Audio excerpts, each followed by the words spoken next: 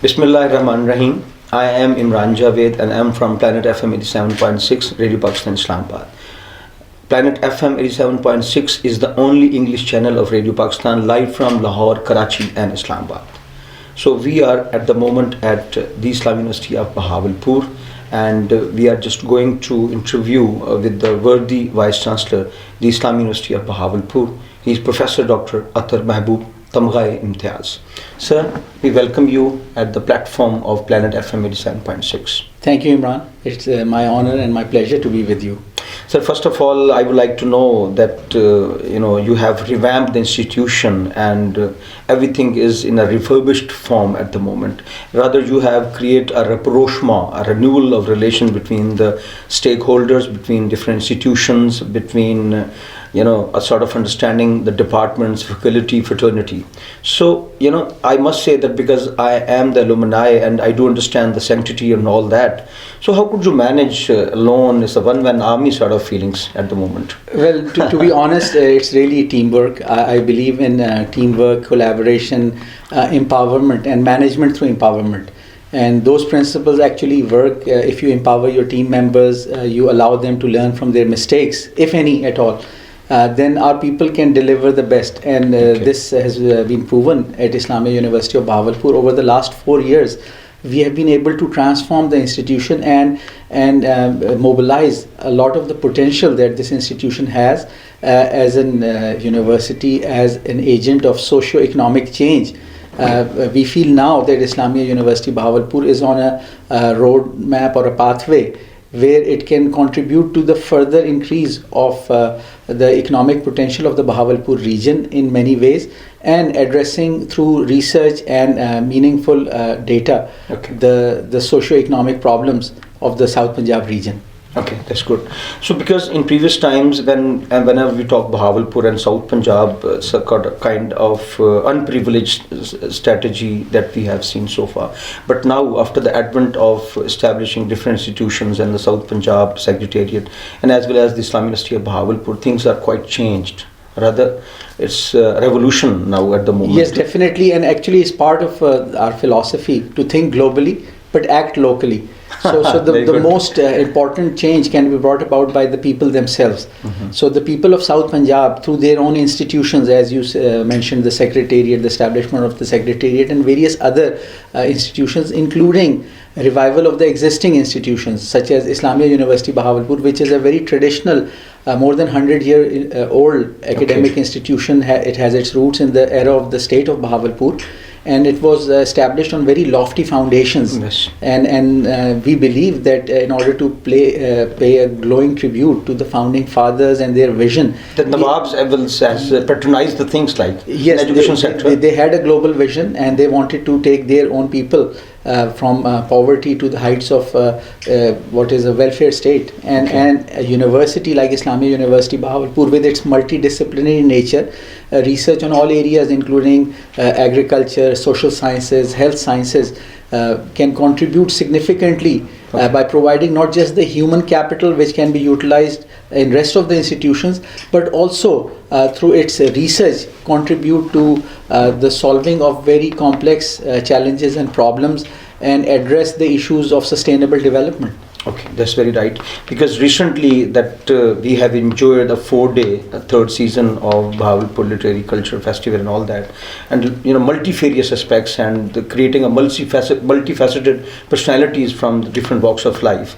So this montage and amalgamation of the people from different walks of life, that how the Bahawalpurites feel about that? We have been very much impressed by the response of our student community as well as the entire community of Bahawalpur. Okay. The sponsorship that we received from local business leaders as well as the support from the district and the divisional governments was... And the commissioner was very much keen about that. Tremendous. About things like they were all part of all the major activities that were happening. So we feel that we made the young people more aware of their cultural heritage, and they became very strongly part of the events that we had, whether it was the Mushaira or the Qawwali night, Yes. or the cultural performances, or the various media conclaves that we had about very serious challenges like the state of the film industry and how to revive the film industry. The climate change as well. The climate change was addressed, and various other social issues were addressed, and fine arts, various aspects of fine arts were presented to the students, and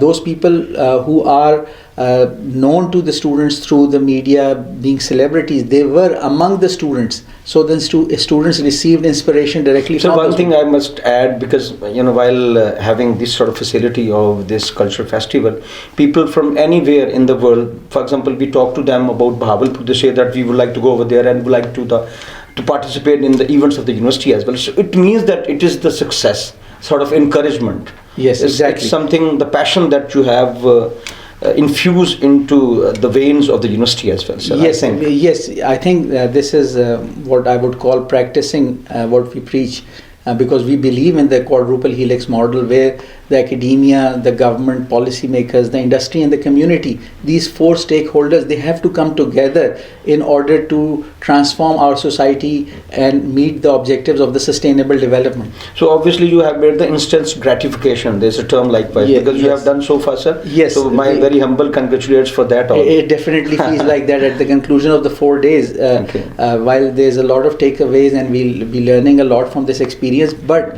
overall our feeling is of a satisfaction that we were able to set a higher standard this year. It's a high level of enthusiasm as well. Yes. It's been envisioned rather. Yes. So let me know, sir, and let the audience and spectators from the rest of the world know about that how many faculties and departments you have, and the research scholars and the new programs and the new advancements.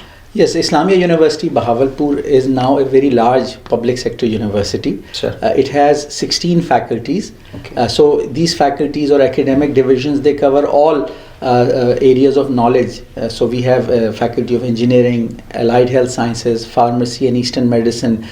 We have faculty in social sciences, in management sciences, in agriculture and environment, in veterinary and animal sciences, and in arts and languages. So we cover all the domains of knowledge, and we are offering about 130 undergraduate degree programs, which are of 4 or 5 year durations, and most of these programs are accredited by the relevant accreditation councils at a very high level. And then we have And a good liaison with HEC as well, obviously. Yes, we are very much working closely with Higher Education Commission, not only as part of their various initiatives, but also in compliance to the national standards in higher education. So along with those 130 undergraduate degree programs offered by 140 teaching departments, we have about 100 programs at the master's or MPhil level. Okay. Which take the student into the area of research in their respective What about the disciplines. scholarships and some besting facility upon the poor students and the needy ones as Yes, well? in fact, because we are a university located in southern Punjab, and we are catering to the higher education needs of the entire division of Bahawalpur and southern Punjab region. Okay. So we have nearly 20,000 students which are studying on scholarships. Okay. About 10,000 of them are receiving various scholarships from governmental and non-governmental agencies, and about 10,000 students, they are being funded by university's own financial assistance programs. Okay. That's very good, So sir. you can say that about 25% of our students are receiving financial assistance. That's So very good. at the same time, we are maintaining a moderate fee structure. Okay, as So well. so we remain affordable, and having 65,000 students gives us certain economies of scale. Okay. So we have made our business model or economic sustainability model on a larger number of students. Rather than increasing the fees per student, we have increased the number of students. We have provided more access to students. So we have opened campuses in Ahmedpur East and Liaqatpur, as well as we have increased our transport fleet. You have other campuses at Bahawalnagar and Imran Khan as well. Yes, the Bahawalnagar and Rahim Yar Khan campuses are very much mature, and each campus now has nearly 8,000 students of its own.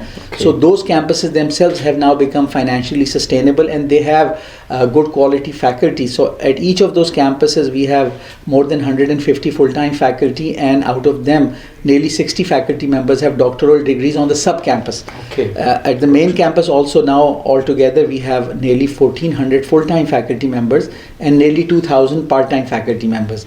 Of the full-time faculty that we have, nearly 750 hold doctoral degrees, and about 300 more are about to complete their doctoral degrees within the next 12 months. So a significant number of our faculty members are trained in doing research, and they are involved and engaging students not just for teaching purposes and imparting knowledge, but how to add incrementally to the knowledge that we have, how to solve problems, how to do research in various domains of knowledge.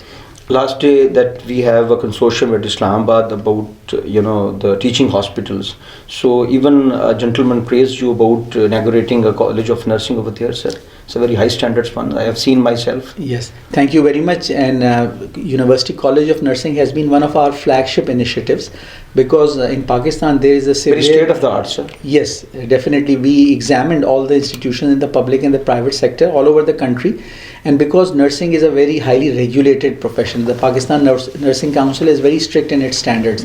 And that has been one of the reasons why the number of nurses produced is much lower than the national need and the international need. Yes. So, but in order to meet those standards and also increase the number of quality nurses, so we established our post-RN and MSN courses as well? Yes, we have been very fortunate that our faculty in the University College of Nursing has been very active, and very soon they not only managed to increase the permissible number of students at the BS nursing level, but also started the post-RN nursing. Yes. The post-RN nursing program allows us to convert the 3-year diploma holder nurses into degree holder nurses. Because internationally now, only the degree holder nurses... The post-RN and the BSc like nursing is right. Yes. And then after then, there's MPhil and MS nursing. Yes, we have been very fortunate that we are about to start the MS so that is very, it's a praiseworthy sort of thing. Yes. So now, because lot many friends of us that emphasize upon the agriculture sector and the cotton generation and the yield that you have. So what is the story behind this?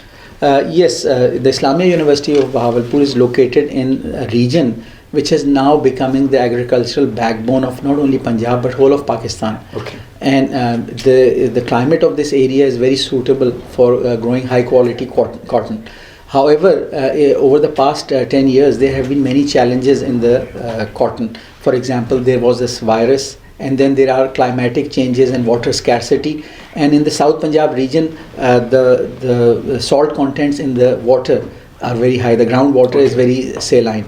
So in order to be able to develop those cotton varieties which flourish under these climatic changes, that are able to withstand the curly leaf virus, our scientists have developed varieties and have performed innovation in cotton, and some of them are very unique types of innovation. For example, one of the innovations that our cotton breeders have done, they have incorporated the salt tolerance gene from the Egyptian cotton. From the Nile cotton, the salt tolerance has been added, so we can do cotton. Sir, I just cut you, sorry for that, because the Central Asian states are very much prone towards this cotton production and some very innovative things in this, more than the hybrid thing and etc. So do you think that futuristically that we have a good liaison with the Central Asian states over there and the better cotton Pakistan as well as Islamic University Bahawalpur? I think that we need to collaborate, because the Central Asia is also they have similar climatic regions, and they have similar topography and geography, where both regions can benefit with the expertise of the other regions. The practices, the varieties of the cotton that we have produced could be of benefit to the Central Asian region, and we could also learn from various best practices that they have developed. And so a sort of interaction and liaison with Agriculture Department Punjab and other provinces as well with you, Islamic University Bahawalpur, the scientists of yours from cotton related things? I think this is what we should pursue. We have already pursued such a path with various institutions in China. And Central Asia is more culturally akin, and a lot of infusion has happened from Central Asia over the last 1400 years. I think there's a lot of affinity, and we need to build on that affinity and translate it into cooperation in the agriculture sector, especially in terms of cotton, where we have also, our scientists have developed the cotton varieties which have a texture of the leaf where the insect is not able to attach itself. So it has pest protection which is built in, and then it can tolerate a lot of heat stress, and shortage or scarcity of water. These cotton varieties, they are not only registered with the government of Pakistan and the relevant departments of the government, but also we have a partnership, a network of partnership with those who sell our seeds. So we produce the primary seeds and the master seeds and continue our innovative work in partnership. We also provide training to the farmers, because along with these new varieties, there are different types of management practices. So you have taken yield from these productions of the cotton, that you have fields now. We can visit the fields as well. Yes, you can visit our fields. We are producing the primary seed ourselves, and then that seed is being replicated through our network of partners and is being sold. And the university is receiving the royalties, but we also bring in progressive farmers, we train them, and we sell some of the seeds ourselves. So that we have heard, sir, that you have pesticides less production as well. Yes, because as we said that we are going towards what is called integrated pest management. As world is being needed at the moment. Yes, because a lot of chemical pesticides are highly toxic, and they have long-term effects on soil and water and the human food chain. Yes. So these other natural practices of developing those varieties which are inherently tolerant to pest attacks and less chemicals have to be used. Those are the varieties that we have developed at Islamia University, Bahawalpur. So that's the very thing that the Better Cotton International Organization just pursuing this sort of thing that you have just mentioned so far, sir. So, my humble congratulations once again, because other than the faculties and the academicians and all that kind of stuff, that you have been just playing a very pivotal role revamping the agronomy and agriculture sector of Pakistan. Yes. So, because taken much time of yours, sir, I am really grateful that having sort of very interactive dialogue with yourself.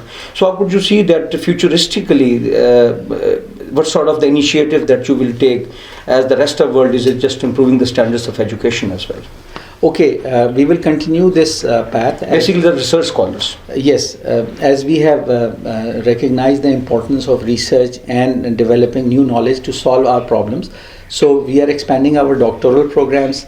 We are inducting more doctoral faculty, and not only research projects which are funded by the university, but we are exploring more and more research funding from governmental agencies and working in partnership with other institutions like University of Agriculture, Islamabad, and universities in Multan, where there are scientists which have complementary expertise, and our teams are the big center at Multan is for Cotton Research Institute as well. Yes, there is a Central Cotton Research Institute at Multan, but over the years it has not been very prolific. And that has been one of the causes of the decline of cotton. Now that you have replaced the things, I think. Yes, our scientist Dr. Iqbal, he used to be part of the Central Cotton Research Institute about 15-20 years ago. But for last nearly 20 years he has been part of the Islamia University, Bahawalpur, and not only he is a breeder of the international level, but to support and make it sustainable, we have established the National Cotton Breeding Institute. So in the National Cotton Breeding Institute, future generations of cotton breeding scientists are being mentored under his leadership and guidance. And also and you have that gentleman with you. Yes, we still have we have engaged him after his superannuation. So we want to preserve the talent that he has and transfer it into new generation of scientists, as well as provide a complete ecosystem for the support of, because the seed is one part of the whole system. You need better quality seeds which have genetic qualities which are able to withstand the challenges of the climate change and various other challenges. And it has the genetic transformations as well within the seeds as well, because you can do lot many experiments. Exactly. And also then you have to combine it with the practices which, because as you see the shifting patterns of the climate means that the sowing times and the harvesting times are now different. And in order to have off-season sort of thing that we can produce now. Exactly. And to have natural pest control and management, we have to avoid those regions of weather, those windows of weather where the pests are naturally, they multiply. So by shortening the window of producing cotton, we are able to avoid large types of pest attacks, and that can result in better yields also. Basically, spectators and the audience from our Planet FM 7.6, so obviously we have a vast spectatorship from YouTube, from Twitter, and from Facebook, and we have engaged the diplomatic communities at Pakistan, Lahore, Karachi, Islamabad, obviously. So, sir, I would like to request you to say something to the rest of the world, because the university, the Islamic University of Bahawalpur, has done many meticulous jobs over there with the space of time, and you have transcends all the fake and flimsy shackles of time and space over there. So certainly, again, I am humbled down because I am the part and parcel of this university as well. So what is the message to the rest of the world, sir? Yes, my message to everyone all over the world would be that Islamia University Bahawalpur desires to extend collaboration, exchange of students and faculty. We are in a big way pursuing internationalization. We are a university which has well-established roots in our region, and we believe that similar public or private universities like ours, we are a large-sized university, so there are benefits of engaging with Islamia University Bahawalpur, and we would welcome all contacts or linkages or attempts to establish collaborative programs, whether they are in student exchange or whether they are in faculty exchange or holding of joint conferences or joint research projects, so we can create a synergy and complement those institutions. We are University of Southern Punjab, but we have a global outlook. Yes. We believe in thinking globally but acting locally. So we would like to transfer the best practices and innovative techniques that have been used elsewhere in the world to solve similar problems, and we would like to customize those techniques with your assistance, and we would like to share our experiences and innovative techniques with you, so you could use the best practices that we have developed, and then each region of the world can then develop. So we look forward to a world where the development is sustainable, and we help each other and create synergies to overcome serious issues like the food security and the climate change, which are problems which no single institution or single group can solve by itself, but together we can overcome these challenges of the 21st century. So this is the very unique and very interesting and very pertinent message from the worthy Vice Chancellor, the Islamic University of Bahawalpur, and we are very much gratified and rejoiced over very presence at this pedestal with Honorable Dr. Professor Dr. Athar Mehboob, Tamgha-Imtiaz, that he has rendered a very specific time, very prolific time upon our persons, and we are very grateful, sir, once again, because we have talked a lot about and we have seen lot many things, and we have witnessed the vision and the rapprochement that I just narrated myself so far. So from the Director General of BBC, Mr. Tahir Hassan, and from the Radio Pakistan, so I welcome you at Islamabad, and our doors are open for that, and sort of collaboration with the institution and with the institution as well. Sure. So I again very humble down to just say thank you very much for the time, and thank you very much for revamping Bahawalpur, revamping the Islamic University of Bahawalpur. You're most welcome. I'm grateful very much, sir. Thank you very much, sir. Same. Thank you.